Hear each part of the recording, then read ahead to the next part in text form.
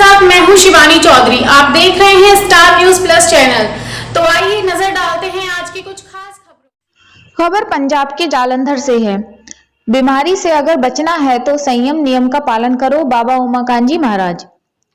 भूख से एक रोटी कम खाओ तो आराम से हजम हो जाएगा।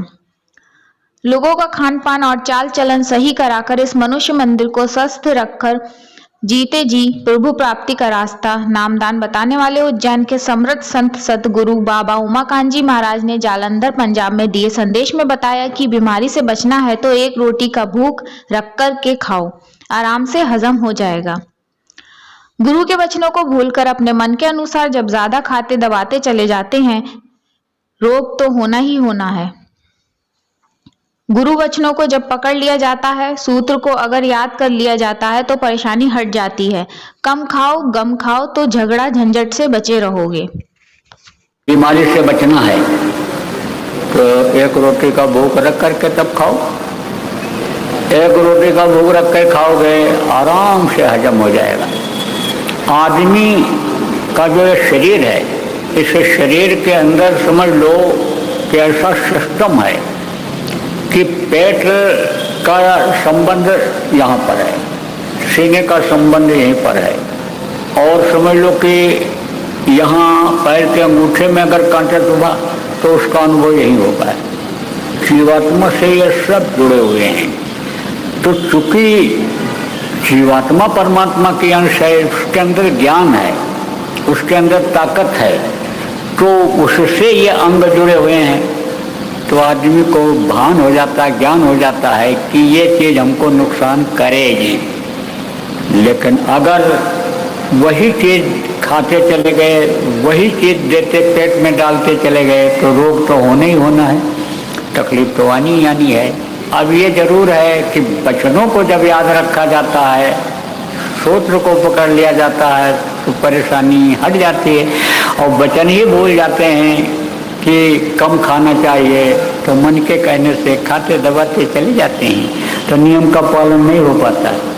जैसे सरकार ने यहाँ पर नियम बना दिया, पंजाब सरकार का नियम अलग है, आप ये देखो उत्तर प्रदेश बिहार बंगाल का नियम अलग है प्रदेशों का, लेकिन सेंट्रल का कुछ नियम है, आप ये समझो कि वो नियम अलग है। ऐसे उसका जो नियम है वो अलग है, उस प्रभु का, सतपुरुष का, सतलोक वासी का, सचखंड वासी का, जिसको अकाल पुरुष यानी गुरु साहब ने कहा, तो समझो कि उसका नियम अलग है।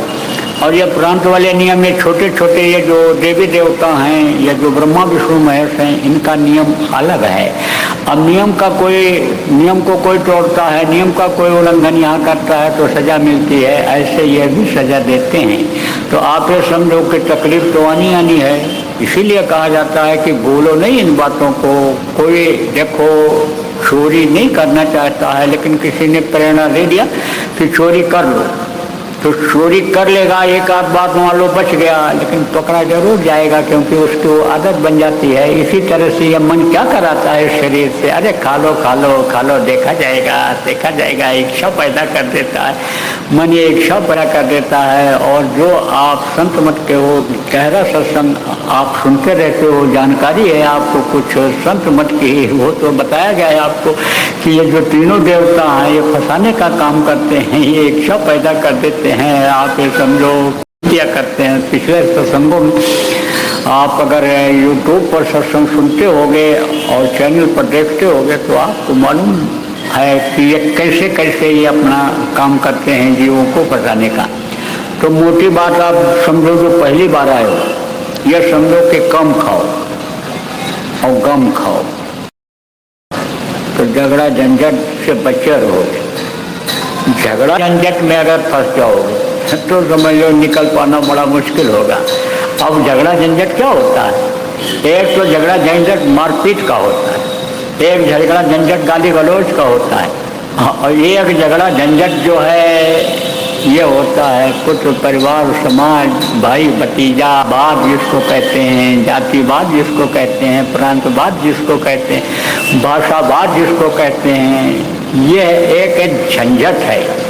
इसीलिए कहा जाता है भाई इन चीज़ों से दूर रहो, अपने काम से काम रखो। जो इंसानियत का काम है उसको करो, मानवता का काम है वो करो। अगर इसमें फंसोगे तो मानवता खत्म होगी, इंसानियत खत्म होगी। आपके अंदर से यानी समझो कि अच्छी आदतें धीरे धीरे खत्म हो जाएंगी। उसी में नाम कमाने के लिए ये है यानी मन आपके शरीर को प्रेरित कर देगा कि ऊंची जगह मिल जाएगी, सम्मान मिल जाएगा कि ऐसा हो गया, बस उसमें फंसते चले जाओगे, उसी में फंसते आप चले जाओगे। तो देखो प्रेम, घर घर बीमारियों का क्या कारण है? यही कारण। लड़ाई झगड़ा का क्या कारण है? यही दोनों कारण है कि कम नहीं खाते हैं और गम नहीं खाते हैं। देखो अभी आप कहो तो मैं बता दूंगा कि इनके घर में बीमारी बनी ही रहती है, वही कोई नियम नहीं। आप समझो जानवर तो नियम का पालन करता है, आदमी नहीं करता। खा पी करके कोई आया रख दो रसगुल्ला और कह दो खा लीजिए, कहेगा नहीं खा के आए, अरे काल ले लीजिए, देखेगा उठा लेगा, खा जाएगा, फिर देखेगा दूसरा भी उठा लेगा, देखो ना उसकी तरफ तो तीसरा चौथा सब खा जाएगा, पूरी प्लेट साफ कर देगा। लेकिन कुत्ता खा पी करके आया है, उसके सामने आप बढ़िया से बढ़िया चीज डाल दो तो सूंघ करके छोड़ देगा। अगर बड़े आदमियों का कुत्ता होगा कि जिसको आदमी को नौकरों को न मिले, लेकिन कुत्ते को तो मिलना है, जो एयर कंडीशन में रहता है कुत्ता, वो तो सूंघ करके छोड़ देगा। लेकिन जो आवारा कुत्ता हैं जिनको कभी मिलता कभी नहीं मिलता है, भूखे रह जाते, सो जाते हैं बेचारे, सो जाते हैं बेचारे। संतोष बहुत होता है इनके अंदर, कुत्तों के अंदर। यानी समझो मालिक खिलावे न खिलावे लेकिन ड्यूटी पूरी करते हैं, इतने स्वामी भक्त होते हैं। मार दे तो रोता हुआ कुत्ता चला जाए, लेकिन कोई जानवर अगर दूसरा घर में घुस रहा है तो लंगड़े पैर से भूखता हुआ आएगा लड़ने के लिए उससे। तो अगर ऐसा कोई कुत्ता होगा तो वो उठा करके ले जाएगा और छिपा करके कहीं रख देगा, जब भूख लगेगी तब खाएगा।